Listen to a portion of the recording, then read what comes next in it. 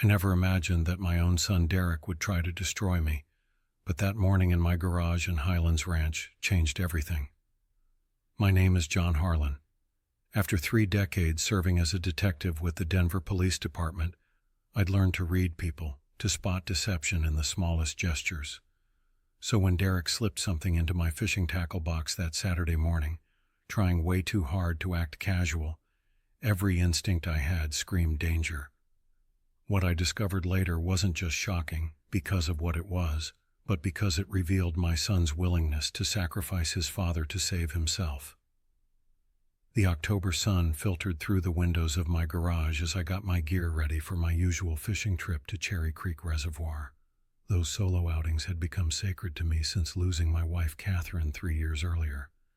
I was organizing my equipment when Derek showed up, and right away something felt off. His shoulders were tense, his movements forced, like someone fighting internal panic while pretending everything was fine.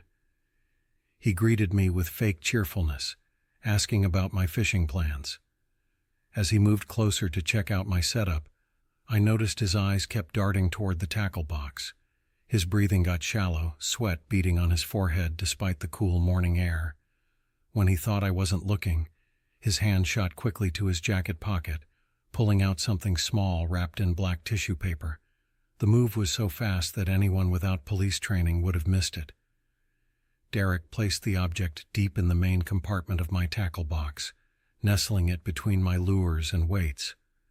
The whole thing took maybe 10 seconds, but watching it felt like seeing a crime in slow motion. I forced myself to keep organizing my fishing line, pretending I hadn't seen a thing. He stepped back, wiping his hands on his jeans in a gesture that seemed more about erasing evidence than just cleaning them. After making a quick excuse about heading inside, Derek disappeared into the house. I stood alone in the garage, staring at the tackle box like it had turned into something dangerous.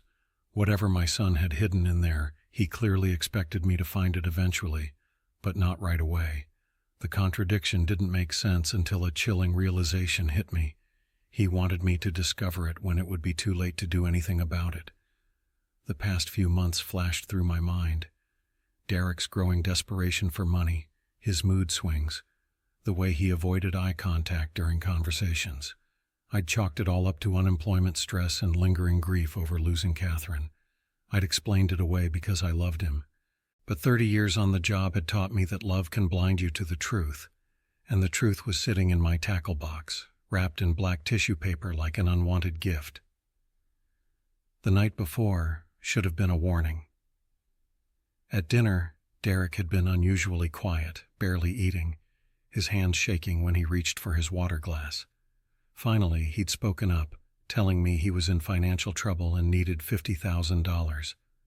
The amount shocked me. I told him I didn't have that kind of money in savings and asked what kind of trouble he meant. His reaction was immediate and angry. He snapped at me, asking if it mattered, insisting he was my son and I had to help him. When I pressed him about where all the money I'd been giving him for months had gone, he stood up abruptly and mentioned people who weren't patient, people who wouldn't wait for him to figure things out. Before I could get real answers, he stormed upstairs and locked himself in his room. I'd spent the rest of the evening hearing him pace overhead, occasionally talking on the phone in low, urgent tones. Now those calls took on a sinister meaning. Derek hadn't been looking for legitimate help. He'd been testing me to see if I'd hand over the money willingly. When I refused, he'd moved to Plan B. Standing in my garage, John Harlan knew I couldn't put it off any longer. My hands shook as I approached the tackle box, 3 decades of police training battling fatherly denial. The metal latches opened with the familiar clicks that used to comfort me. I lifted the top tray and found the black tissue paper Derek had carefully placed. I unwrapped it with trembling fingers, revealing a clear plastic baggie filled with white powder. I recognized it immediately as fentanyl. Even without testing, my years in evidence rooms told me exactly what I was holding. The bag was heavy, maybe 2 ounces, with a street value of $15,000 to $20,000. More than enough for intent to distribute under federal law. More than enough to ruin whatever was left of my life. I sank onto my workbench as the full weight of Derek's betrayal crashed over me. My son was an addict. All the signs I'd missed suddenly became crystal clear. The weight loss, bloodshot eyes, mood swings, trembling hands, desperate need for cash, whispered phone calls at all hours.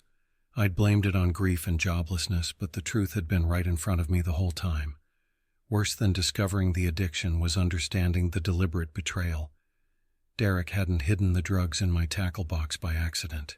This was calculated. He wanted me to find the fentanyl, but not until someone else did first. He was planning to frame me. If his plan worked, I'd be arrested for drug trafficking. At 61, a federal conviction would mean spending my final years in prison, while Derek inherited everything Catherine and I had worked our whole lives to build. I thought about the promises I'd made at Catherine's deathbed to take care of our son.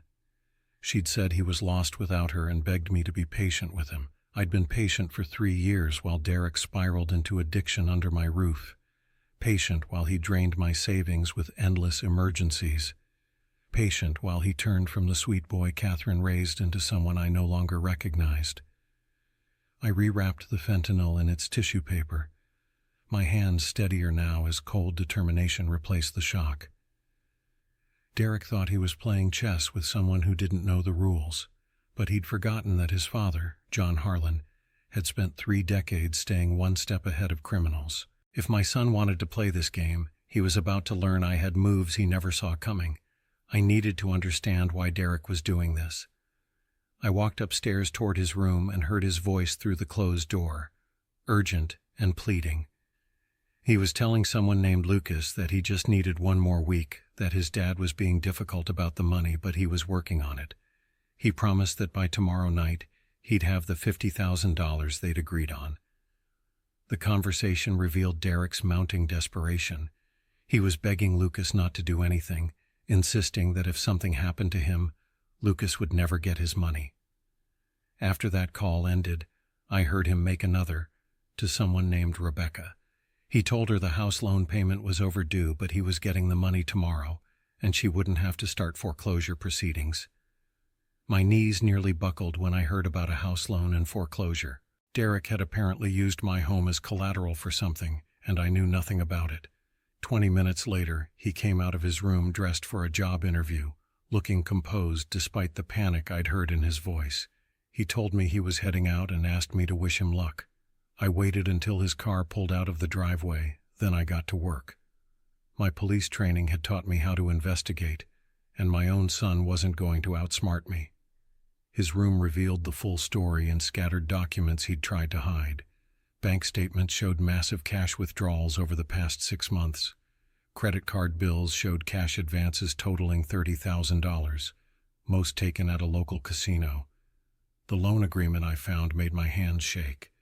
A licensed lender named Rebecca Martinez had given Derek $80,000 using my house as collateral. My signature had been forged on documents that put everything I owned at risk. I found gambling receipts stuffed in his dresser drawer, betting slips showing losses that piled up week after week, and phone numbers scribbled on scraps of paper, including one labeled "Emergency Contact for Lucas." The timeline became crystal clear. Derek had been gambling away money he didn't have.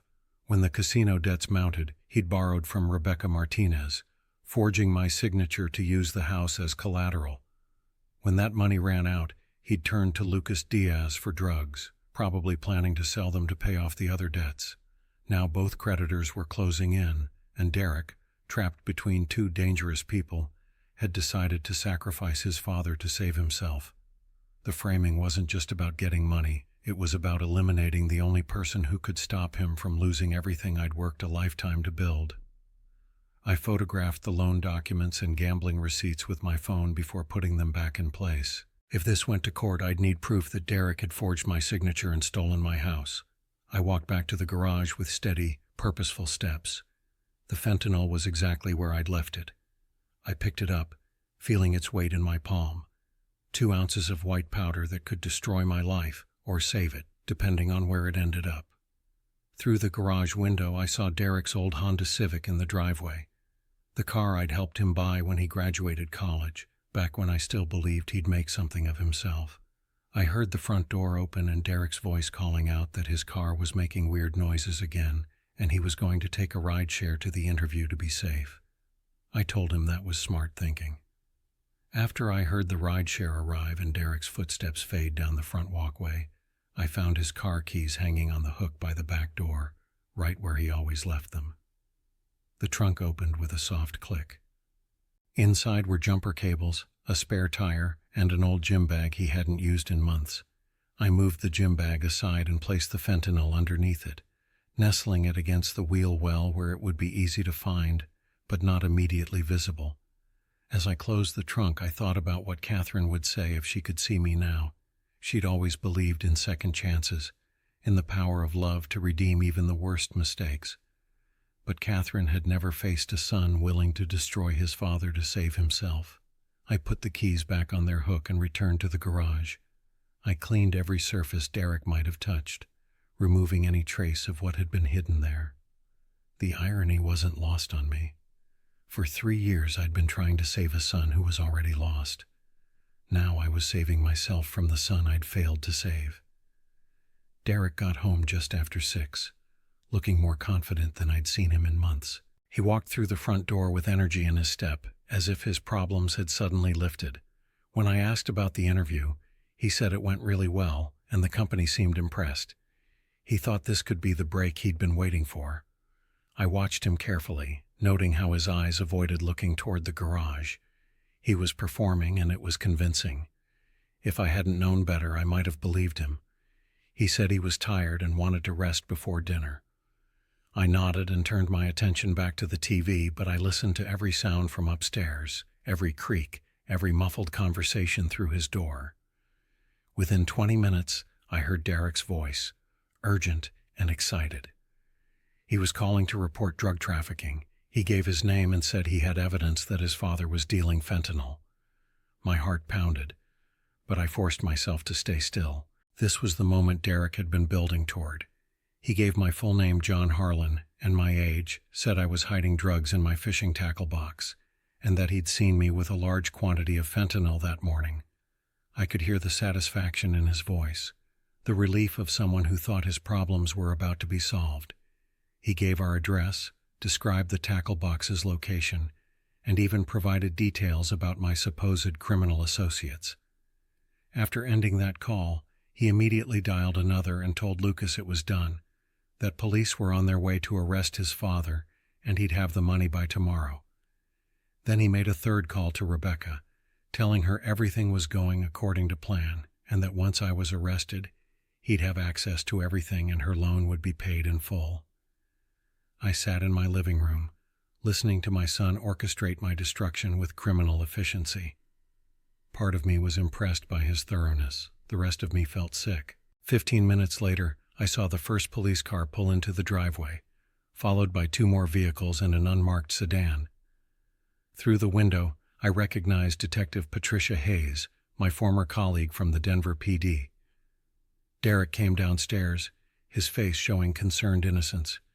He asked what was going on with all the police cars outside. His performance was flawless. If I hadn't overheard his calls, I might have believed his confusion was genuine. When the doorbell rang, Derek moved toward the door, but I stood up first and said I'd get it. As I walked to the front door, I caught Derek's reflection in the hallway mirror. For just a moment, when he thought I wasn't looking, his mask slipped. The expression underneath was cold, calculating, and completely without remorse. I opened the door to find Detective Patricia Hayes on my porch, flanked by 2 agents in tactical gear. Behind her, more officers were securing the property. Patricia greeted me professionally but with regret in her voice, saying we needed to talk. I invited her in. Derek stepped forward, showing worried confusion, asking if I was in trouble. Patricia explained they'd received a report of drug trafficking at this address and had a warrant to search the premises. Derek acted shocked, saying drug trafficking was impossible, and his father would never do something like that. I told him calmly to let them do their job. The lead agent stepped forward and informed me they had information I was storing fentanyl in my fishing tackle box. Derek's eyes lit up with helpful cooperation. He offered to show them exactly where the tackle box was in the garage. I followed the group, watching Derek's confidence grow. He was so sure of victory, so certain his plan was unfolding perfectly. He pointed to my tackle box and mentioned I'd been working on it that morning, acting really nervous. The agent approached with practiced caution, photographing from multiple angles before opening the latches. Derek moved closer, anticipation radiating from him. The agent lifted the top tray, revealing my organized collection of lures and sinkers. He methodically searched each compartment, removing items and examining them carefully. There was nothing there. The agent looked up, confused, saying they weren't finding any controlled substances. Derek's face went pale. He insisted it was impossible and said he'd seen me put something in there that morning. He demanded they check again. I asked him quietly what exactly he thought he'd seen. Derek's composure started cracking. He described something wrapped in black tissue paper and insisted he was sure of it. Patricia Hayes studied him with new interest, noting he seemed very certain about the contents of my tackle box, and asking why that was. Derek stammered that he was just trying to help and thought he'd seen something suspicious. After the lead agent finished examining the tackle box and confirmed there was nothing there, Patricia made a call. She told them to hold on and said they should search Derek's vehicle instead. Derek's voice cracked as he asked why they'd search his car, pointing out that he was the one who'd reported this, but the agents were already heading toward his Honda Civic. Derek followed, his confident stride replaced by nervous shuffling. The trunk opened with a soft click. The lead agent moved the gym bag and spare tire aside, then stopped. His hand came out holding a clear plastic baggie filled with white powder, wrapped in the familiar black tissue paper. Patricia's voice turned cold as steel as she arrested Derek for possession of fentanyl with intent to distribute and filing a false police report. Derek's face went through shock and panic before settling into desperate calculation. He claimed it was a setup, that I'd planted it there and was trying to frame him. Patricia asked him why, if that were true, he'd called them to search my tackle box instead of his car. As the handcuffs clicked around Derek's wrists, he looked at me with pure hatred, accusing me of moving the drugs. I met his eyes steadily and told him I had no idea what he was talking about. The look of shock on his face said it all. He'd never expected his father, John Harlan, to be the better strategist. 3 weeks later, I sat in the Denver County Courthouse watching my son face the consequences of his choices. Derek looked smaller in his orange jumpsuit, the confidence that had defined him completely stripped away. The federal prosecutor laid out the case with clinical precision, describing the 2 ounces of fentanyl and its street value, the intent to distribute, the false police report, and the attempt to frame a family member. The prosecutor emphasized that Derek hadn't just possessed illegal narcotics. He'd orchestrated an elaborate scheme to destroy his own father's life. Derek's court-appointed attorney cited addiction, desperation, and family trauma from losing his mother, but the evidence was overwhelming. Derek's recorded phone calls to Lucas and Rebecca had sealed his fate. When the judge asked if Derek had anything to say, my son stood slowly and apologized to me in a barely audible voice. He said he'd been desperate and made terrible choices, claiming he never meant for things to go this far. I sat in the gallery feeling nothing but emptiness. The apology felt hollow, performed for the judge rather than spoken from the heart. The judge sentenced Derek to 5 years in federal prison for drug trafficking and conspiracy. The sound of the gavel echoed through the courtroom like a door slamming shut on 30 years of fatherhood. But Derek's arrest had only solved part of my problems. Rebecca Martinez still held forged documents claiming ownership of my house, and Lucas Diaz had vanished after Derek's arrest to avoid police attention. I spent weeks working with my attorney to prove the loan documents were fraudulent. The forged signature was obvious once experts examined it, and Derek's confession helped establish the timeline of the deception. My lawyer explained that the good news was fraudulent, documents were void, meaning my house had never been legally at risk. Rebecca Martinez had fled the state to avoid prosecution. Detective Hayes kept me updated on the ongoing investigation. She said they were working with federal marshals to track down both Rebecca and Lucas, and that Derek's cooperation might reduce his sentence. but he was still looking at serving at least 3 years. That meant my son would be 30 when he got out, and I'd be 64, if I lived that long. The house felt different now, emptier in ways that had nothing to do with Derek's physical absence. I walked through rooms where we'd shared meals, watched TV, and argued about responsibility. The memories felt tainted by the knowledge of his betrayal. 2 months after Derek's sentencing, I made a decision that would have been unthinkable before. I put the house on the market. When Patricia Hayes asked if I was sure about selling my home, I told her Catherine was gone, and the son I'd raised didn't exist anymore. It was time to start over. The realtor said I could expect a quick sale in Denver's hot market. I began sorting through 30 years of accumulated memories, deciding what deserved a place in my new life and what belonged to the past. Some chapters end with celebration, others with relief. This one ended with acceptance that family can betray the deepest trust, but survival means choosing your own well-being over obligation to those who would destroy you. 6 months later, John Harlan stood on the balcony of my new apartment in Boulder, Colorado, watching the sunrise paint the Rocky Mountains in gold and crimson. The view was spectacular. Nothing like the suburban streets where I'd spent 30 years building a life that ultimately belonged to someone else. The house had sold in 2 weeks.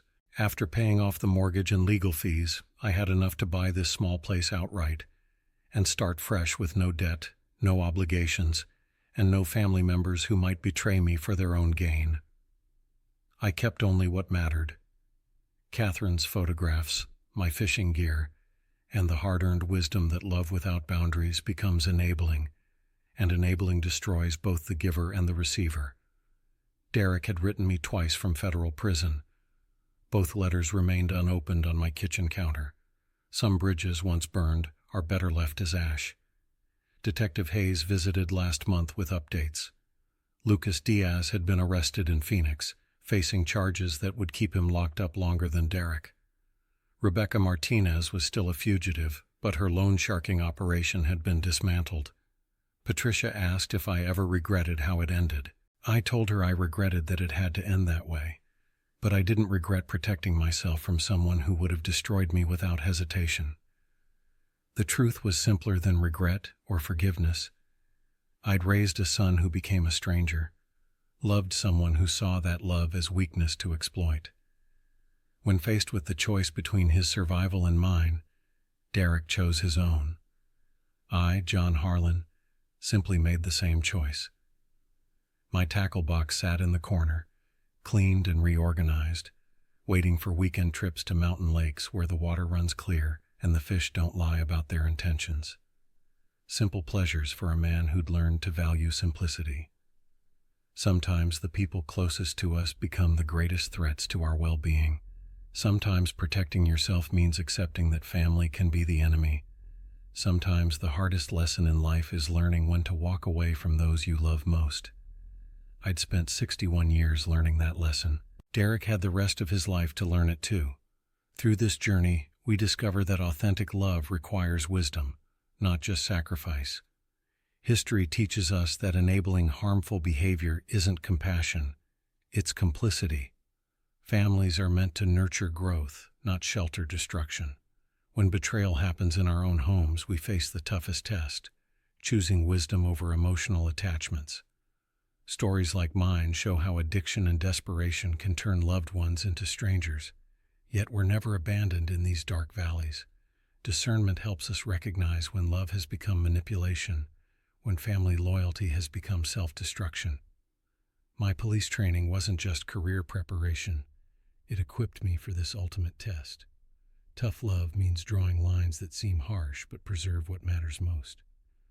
When Derek chose deception over honesty, the strength to respond with justice rather than enabling was already in me. We're called to be good stewards of our own souls. Sometimes the greatest mercy is giving ourselves permission to walk away from those who would drag us into their darkness. If you've ever faced betrayal from someone you trusted completely, you know how hard it is to find the strength to protect yourself. The courage to start over comes from recognizing that sometimes the greatest act of love is refusing to be destroyed by those who would sacrifice you for their own salvation.